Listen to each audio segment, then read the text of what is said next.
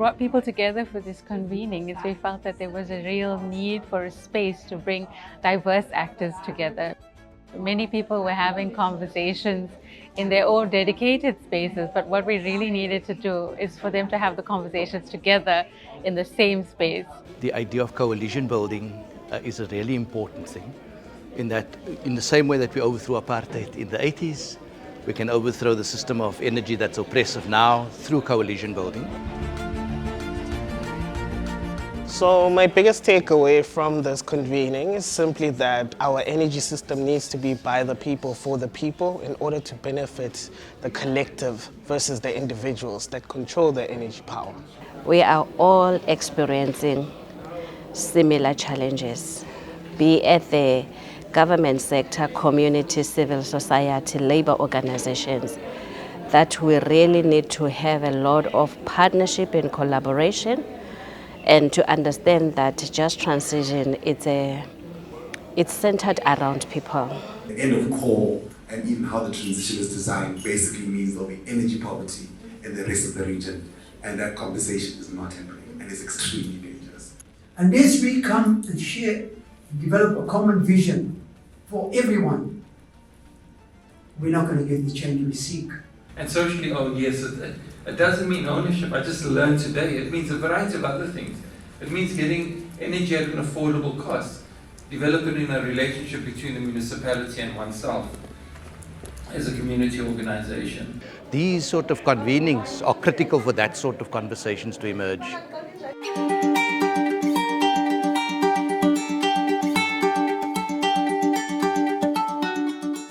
I do think that in terms of when we look at social ownership, I think we must locate it in the broad system of energy in the country. The technology is disrupting, but we need to also disrupt that governance and make it much more democratic.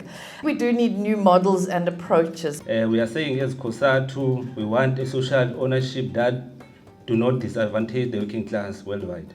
You need, firstly, reskill these people and upskill them so that they can be employable in this new economy.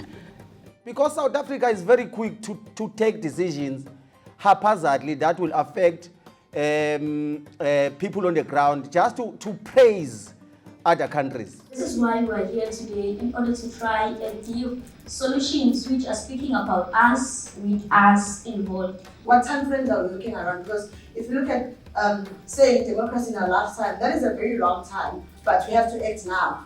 So how do we go about it? When we pick our battles, that we don't pull municipalities further down, but we try to support them to do that distribution task well and properly. How do we make sure that government takes whatever that we are saying in their consultation about this matter, comrades? I think that is one matter that we must look into. And if things could work in a way that it humanizes the world, it puts respect to everyone, it gets away from classism, we'll all be in a world of success and we'll all be enjoying at least what we want as freedom and democracy. Just a note for everyone in the room who might not be aware, is that we do have a film screening happening later tonight. We are telling the story of energy democracy, and we would love to have you join us along that journey as well.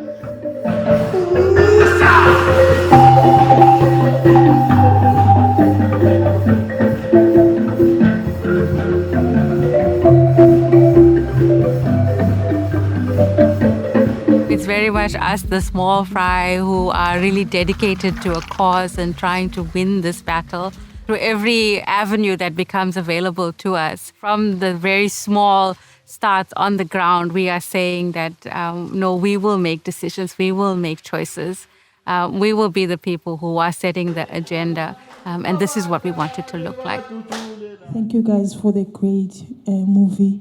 This is actually inspiring for organizations like us who are also into the social ownership of the renewable energy projects. You know, you can talk to people, but they won't understand. But if you've got documentaries like this, and then they'll see that what we're talking about is real. People were quite enthused by this as a teaching and awareness raising tool. That's what the film shows, is how incredibly possible it is.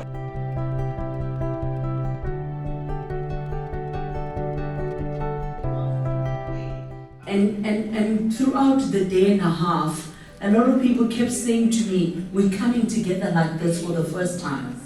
In keeping the space intact, we need to get more government entities on board. There is huge amount of money coming into this country under the JET IP, it's like the Just Energy Transition Funding Platform. We are not accessing that platform. The trade unions have big investment funds.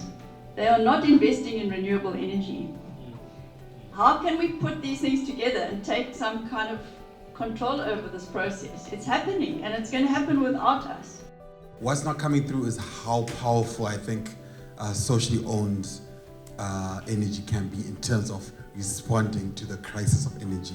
Comrades are busy talking about losing jobs, but when comrade, did you look the movie yesterday whereby the kids died because of the mines? We have to remind ourselves of our own power as community, as trade unions, as churches. We own assets, we own rooftops. What would it look like if, for example, all COSATU affiliated organizations started putting rooftop solar power and become part of the generation of renewable energy? Household rooftop renewables generate 10 times more jobs per unit of power output or energy output compared to the large grid scale power plants, you know, the wind and, or in this case, solar, these huge solar farms. 10 times more jobs in household level solar installations.